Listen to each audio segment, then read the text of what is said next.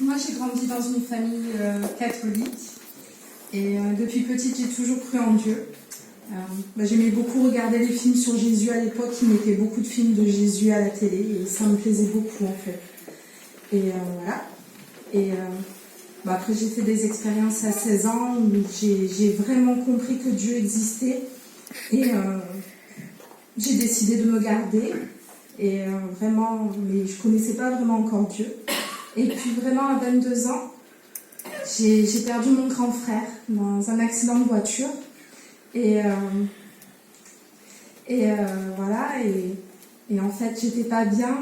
Et moi, je voyais que Dieu, il exauçait mes prières, parce que toujours je priais, je voyais que Dieu exauçait mes prières. Et c'est vrai que j'étais pas bien, je voulais mettre fin à ma vie.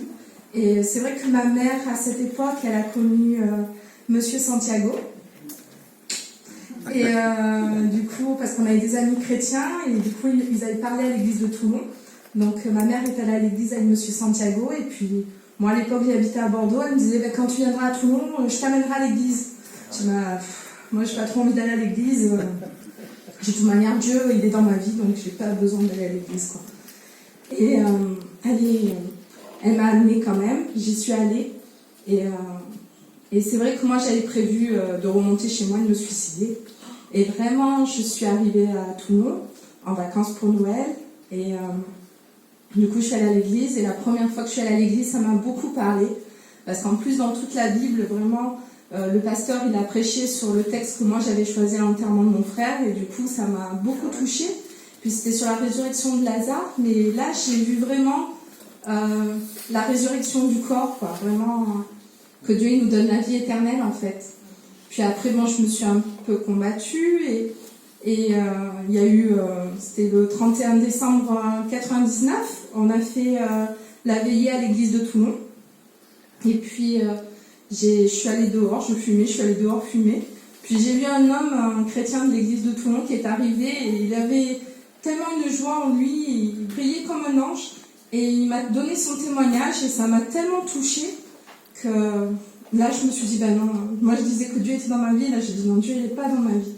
Donc je suis rentrée chez moi, j'ai demandé pardon pour mes péchés, j'ai demandé à Jésus de venir dans mon cœur et dans ma vie, et il a changé ma vie. Amen. Et voilà, et 6 mois après, j'ai pris le baptême, quoi. De suite que je suis arrivée à l'église de Bordeaux, j'ai dit, moi je veux me faire baptiser. Le pasteur, il a dit, oh là, on va attendre un peu, c'est la première fois qu'il me voyait, il a dit, on va attendre un petit peu. Et puis du coup, 6 mois après, je me suis baptisée, et c'était une super expérience. Voilà, après j'ai eu des moments difficiles après, quelques années après, j'ai perdu mon papa, mais pareil, Dieu m'a donné le courage et la force. Voilà, après quelques années après, je suis tombée gravement malade aussi, et Dieu a été mon secours aussi, parce que c'est lui qui m'a relevée, parce que vraiment des fois, dès le matin, je n'étais pas bien, je me levais déjà, je pleurais à Dieu, et puis il y avait toujours soit quelqu'un qui appelait, soit quelqu'un qui venait, ou une parole de Dieu dans les psaumes, il y avait toujours quelque chose. Donc vraiment, c'est Dieu qui m'a relevée, et il m'a aidée, parce que pendant des années, j'ai dû prendre des cachets et tout, et gloire à Dieu que ça fait presque 10 mois que je ne prends plus rien, et que j'aurais dû prendre toute ma vie, en fait, ces cachets. Donc Dieu merci, il m'a relevée. Et voilà. Après, il y a quelques années, j'ai rencontré mon mari. Donc voilà, c'était pareil, parce que je cherchais un peu, c'est vrai que je cherchais un peu l'amour, mais je me suis dit, cette année-là, je me suis dit, Seigneur, je ne veux plus chercher par moi-même, vraiment. C'est toi, je mets Dieu en premier, et puis voilà, recherche d'abord le royaume de Dieu et sa justice, et toute chose ce sera donné par-dessus, et c'est cette année-là que j'ai dit ça, que j'ai rencontré mon mari, et voilà, c'était une très belle année.